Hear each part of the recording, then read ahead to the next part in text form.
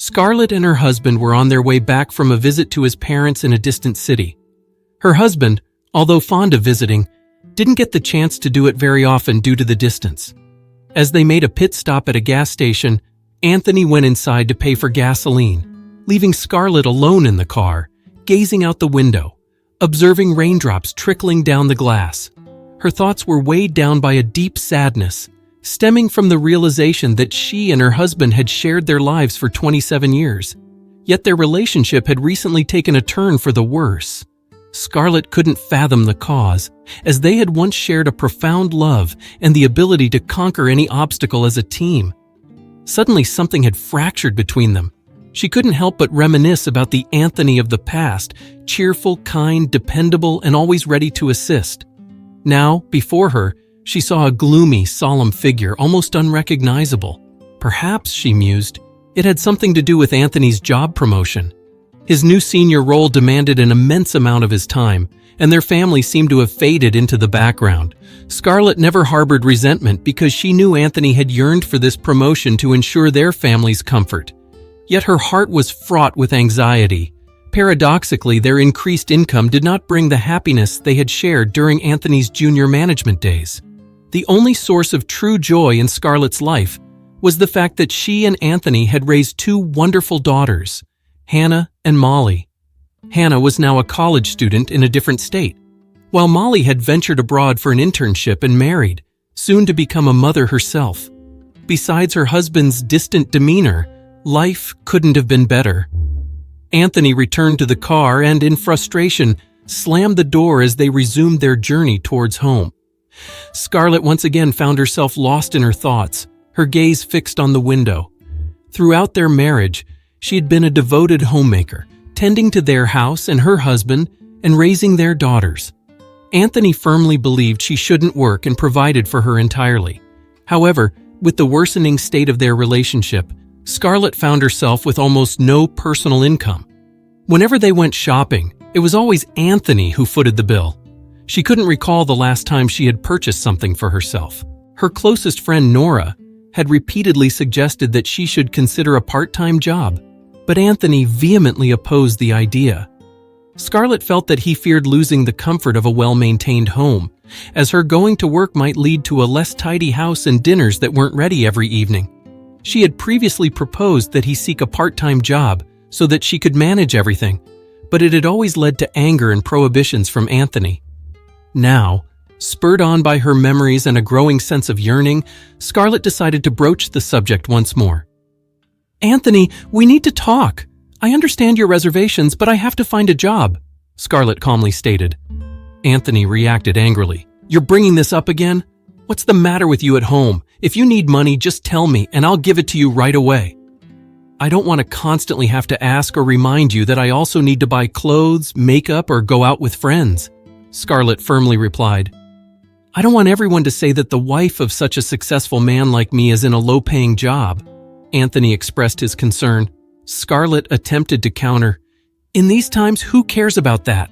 But Anthony remained silent, indicating the end of the conversation. They completed the remainder of the journey in silence. Upon their arrival home, the argument reignited with even more intensity. Scarlett offered an example, saying, "Look, your best friend's wife works as a saleswoman." Anthony's response was immediate and dismissive. "Are you crazy? You don't appreciate anything. Think about it, there are many women who want your place. Everyone just wants to stay at home and do nothing." Scarlett retorted, "Are you saying I do nothing? I've been running around this house like a horse all morning, picking up your socks, doing laundry, cooking, dusting.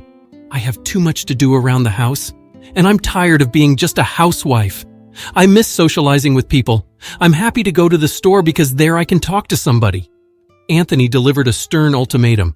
"I've told you everything. If you go to work, I'll divorce you immediately. Stop bringing up this topic. I'm fed up already."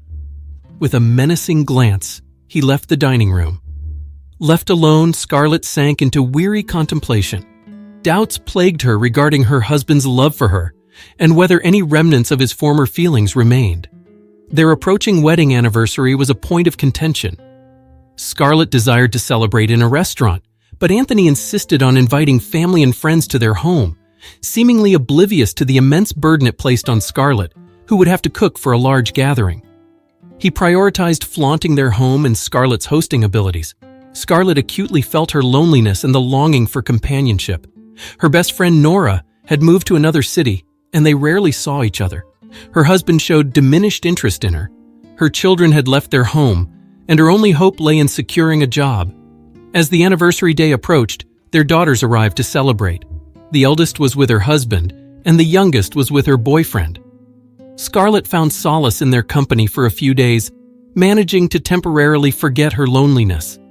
As they chatted cheerfully in the kitchen while preparing the celebratory dinner, her daughters noticed that something was amiss with their mother. They had long suspected that their parents' relationship had deteriorated, and upon arriving for the anniversary, they realized that their fears were valid. Hannah, her voice filled with concern, asked, "Mom, what's going on with you and Dad?" Scarlett replied in a hushed tone, trying to maintain composure. "What are you talking about, honey? We're fine." Hannah wasn't convinced and responded, "Are you sure?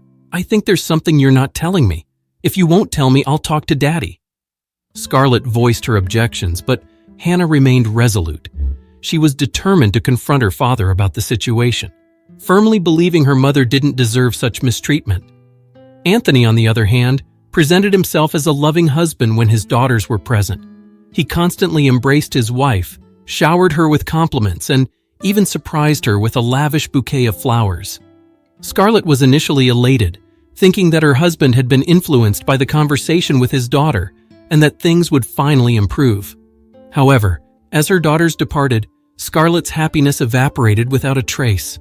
She recognized that it had all been a facade, and their relationship would never return to its former state.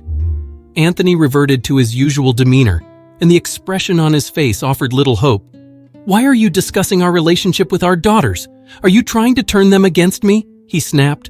"I didn't discuss anything. Hannah figured it out on her own that we have issues," Scarlett replied, bewildered. "Never speak ill of me to them. You're constantly making me uncomfortable."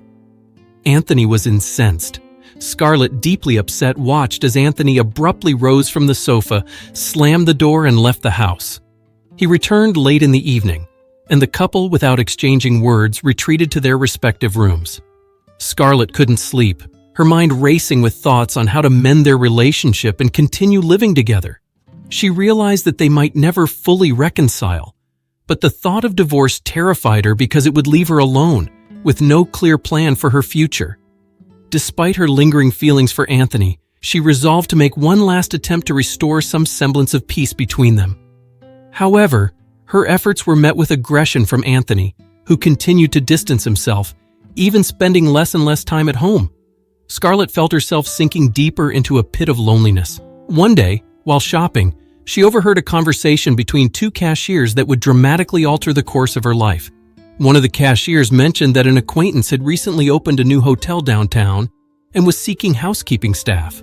Scarlett suddenly saw an opportunity to make a change in her life. She approached the cashiers and politely apologized for overhearing their conversation.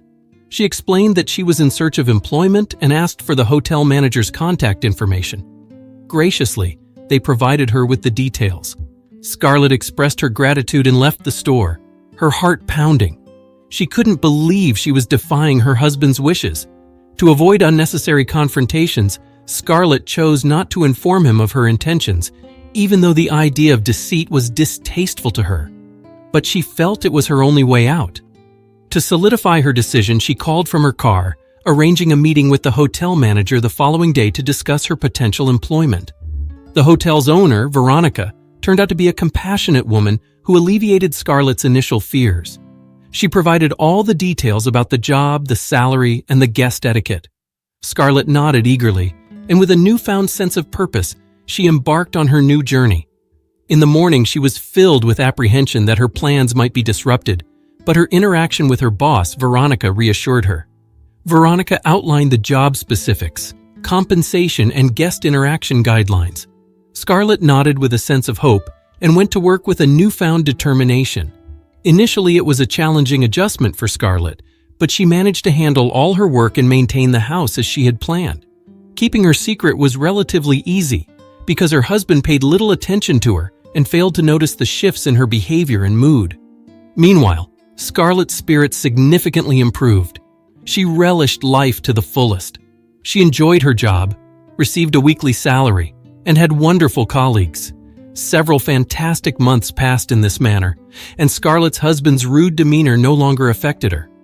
On one of her weekends, when her husband embarked on yet another business trip, Scarlett decided to dedicate a day to herself. She indulged in shopping and planned to prepare a delicious meal. However, upon returning from shopping, her boss asked her to cover for a colleague who had fallen ill. Scarlett agreed without hesitation. In the course of her duties, Scarlett received a complaint from one of the rooms she had serviced. Guests had voiced concerns about dust in the room and the lack of beverages in the minibar.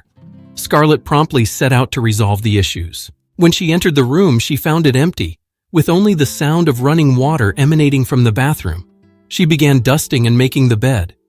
As she completed her tasks, she encountered a young woman in her 20s, draped in a bath towel, with wet hair. The woman was clearly agitated and demanded to be treated as a regular customer, but Scarlett maintained her composure, responding with a polite smile. The young woman attempted to voice further grievances, but then a voice from the bathroom startled Scarlett, one she would recognize among 1,000 others. "Honey, don't be so rude to the staff. I believe they've got the message." "Scarlett, what are you doing here?" a bewildered Anthony stammered. "Hello, my darling. How was your business trip?" Scarlett responded with a trace of sarcasm. She endured a piercing pain but refused to shed tears, determined not to reveal her vulnerability to a man unworthy of her emotions. Anthony was clearly taken aback, utterly unprepared for Scarlett's presence in this scenario. The only defense he could muster was to claim that the young woman was his colleague. "Do you usually take showers with your colleagues?" Scarlett inquired, her gaze focused on her husband's wet hair and bathrobe. Anthony made an attempt to grasp her arm, but Scarlett swiftly withdrew it, threw a cloth at him, and left the room.